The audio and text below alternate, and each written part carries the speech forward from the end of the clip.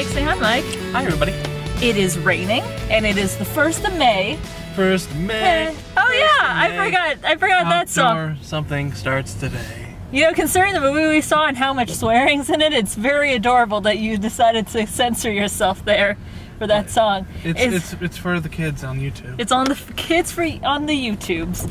So we went to see Keanu, which we basically saw specifically because Key and Peele, the television show, is really, really enjoyable. And then they decided to end it in the last season, and this was the project that they worked on. So we're like, of course we're gonna go see this movie.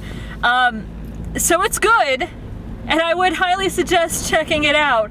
But it is one of those movies where I don't know if I'd ever, like, maybe like in a year renting it.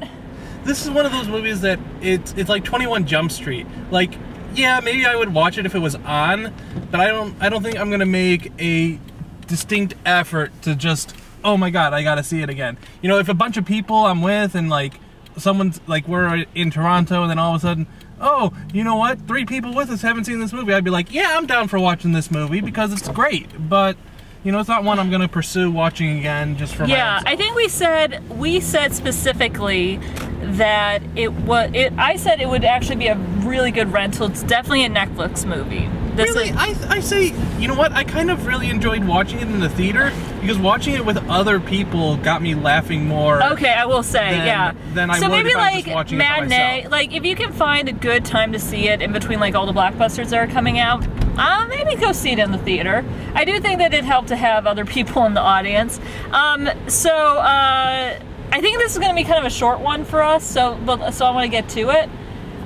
Specifically, it's about these 2 guys, one of which who is played, I'm making sure I got I believe it's Jordan Peele. Yes, Jordan Peele just got dumped off screen, and this cat comes into his life, and it's this adorable kitten, and he names him Keanu because it means, like sunrise in Hawaii? He thinks it means sunrise in Hawaiian?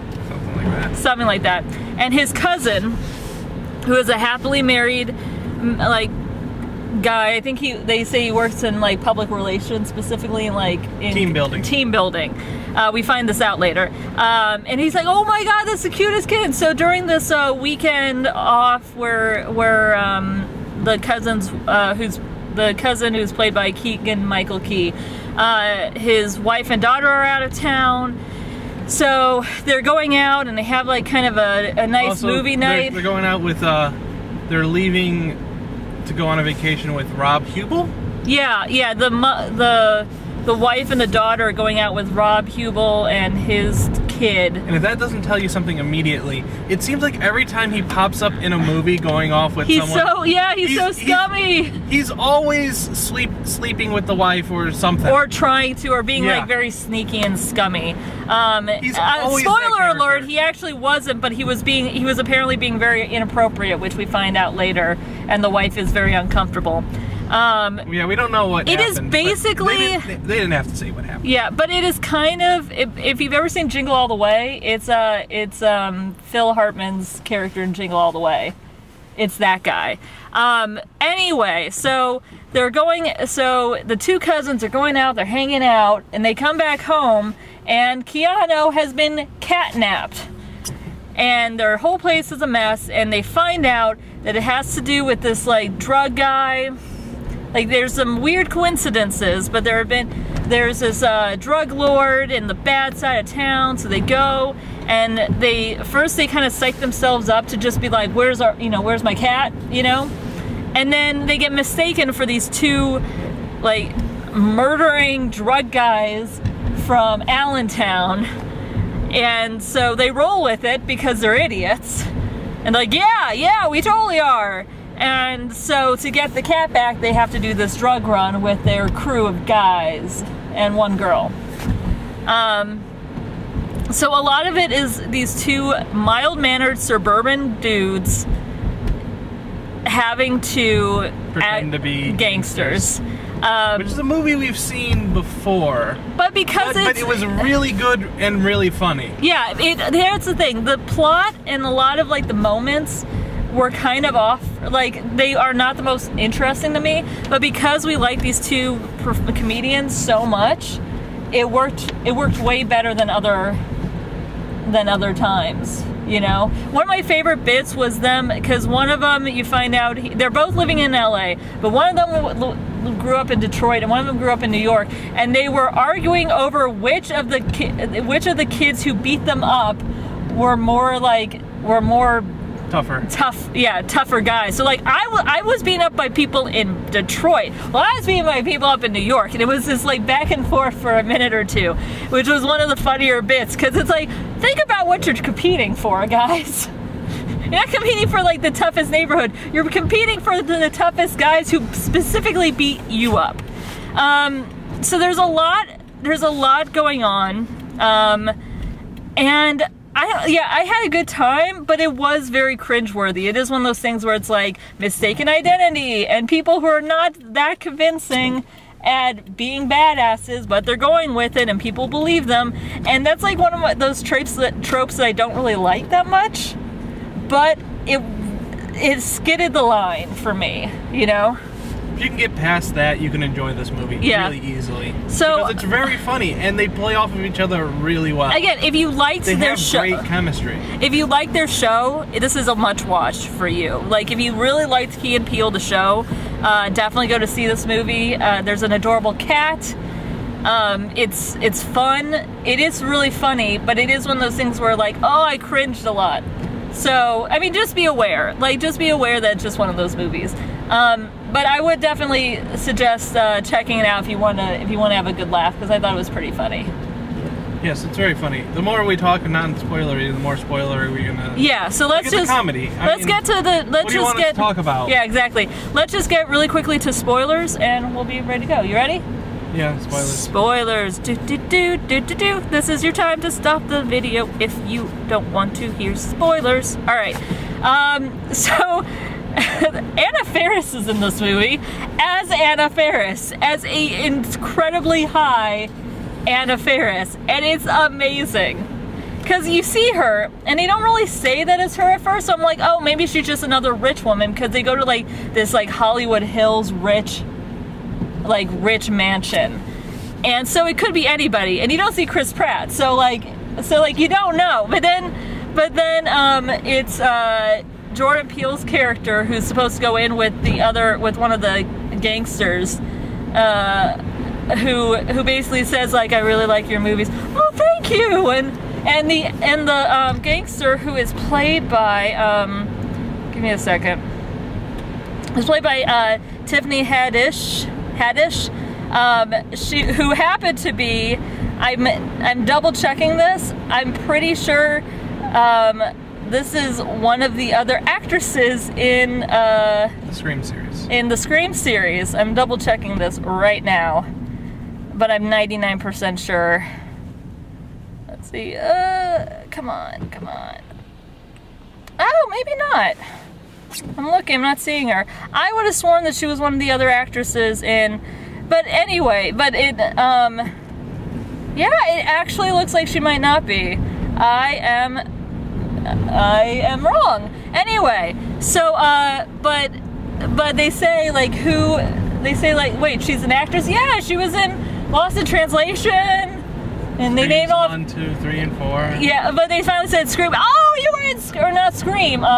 Scary Movie. Yeah, Scream is the real one. Yeah. Scary Movie is. But they're like, he was in. Oh right, you were in Scary Movie. So yeah, Scary Movie 1, 2, 3, and 4.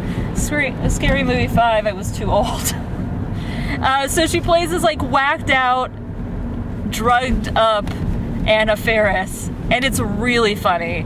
The other couple, well, there are a couple cameos, I guess, but one of them is Luis Guzman, who plays like one of the other badass drug guys, and then Keanu Reeves is the voice of Keanu.